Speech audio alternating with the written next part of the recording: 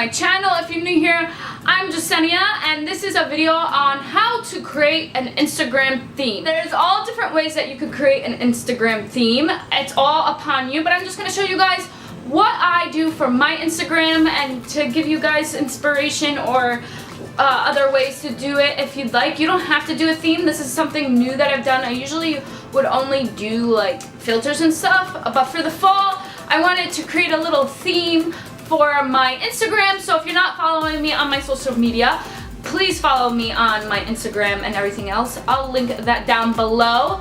And if you haven't seen my YouTuber video yesterday, definitely go watch that too. I'll also leave that down below. So let's get right into the video. If you guys want to continue watching and see my Instagram theme, let's get right into the video. I use VistoCam for my Instagram filters. I usually always go back to Instagram. There's other apps that I have too, but Visco is like my favorite. And the first filter name that I use is HB2. That is my favorite. And for this one I use two different ones. I use HB2 and E8.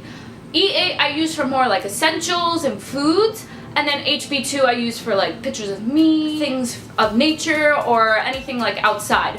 For some reason I just find that E8 works better with food and essentials. I don't know why. It's just what I figured out. You could do all different types that you want. They have a ton of different filters, but these are the ones that I always go to and what I have been using for my theme for Instagram, if you guys want to follow that exact recipe. So for HB2 I use it on a scale of number 10. For exposure I use 1.8. For contrast I use 0.2. For saturation I use 0.3. And then for highlight I use 3.5, and for saturation I use 2.5. For tint I use 0.8, and skin tone I use 1.8. And then last I use fade. I always like to fade out every photo. I don't know, it's a weird thing with me. But I faded out for 3.0. And that is my first filter that I use, and it's not always exact to the number, but that is what I normally stick to.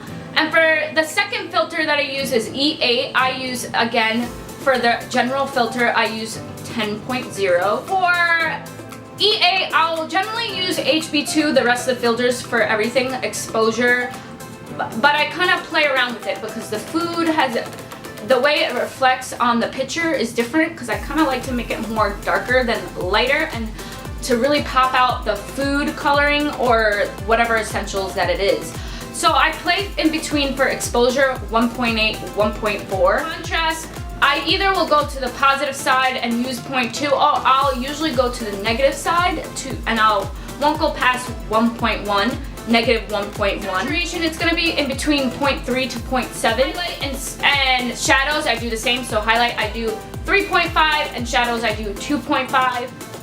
For tint is 0.8, skin tone is 1.8, and then fade is again 3.0. I'll link down below as well the variations of HB2 and E8 down below.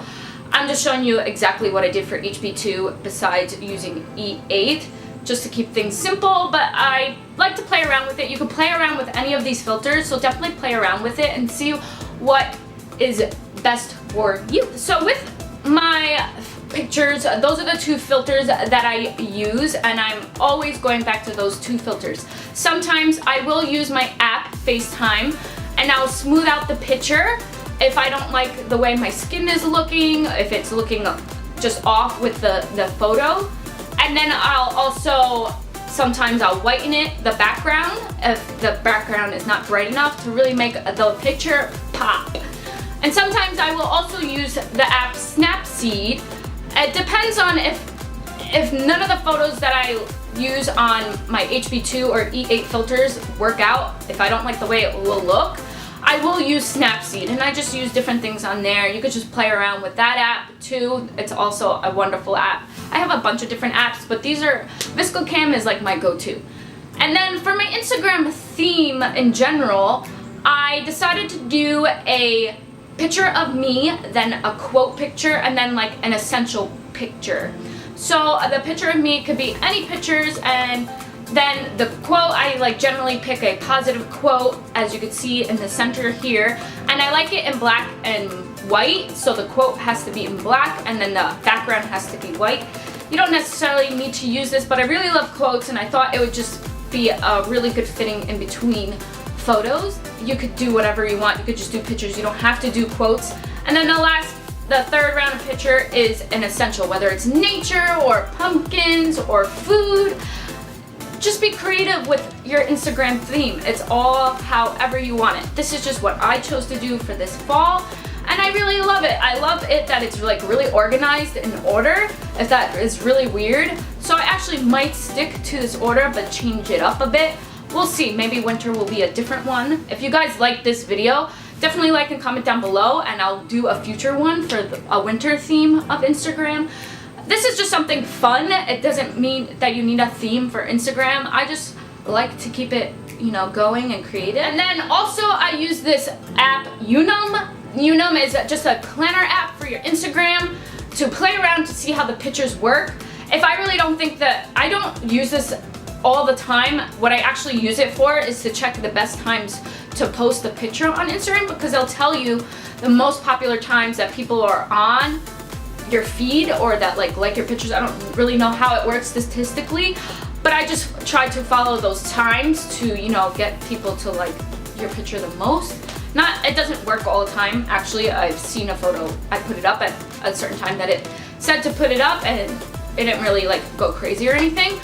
But if you're interested in that, I just think it's cool to see like time-wise when people are on it the most, to see if your photo has more likes than in general. I don't know, I'm weird. So I use the YOUTOBER app more for that than I use it for, you know, planning it. But here I'll show you that I did plan it a little bit, and if I think a picture is not gonna look good, it normally doesn't look good, but I'll put it in there just in case to see. Usually I don't like it, but I'll do that before I put it on Instagram.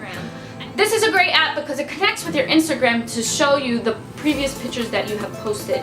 But mine's out of order for some reason. I'm not sure why.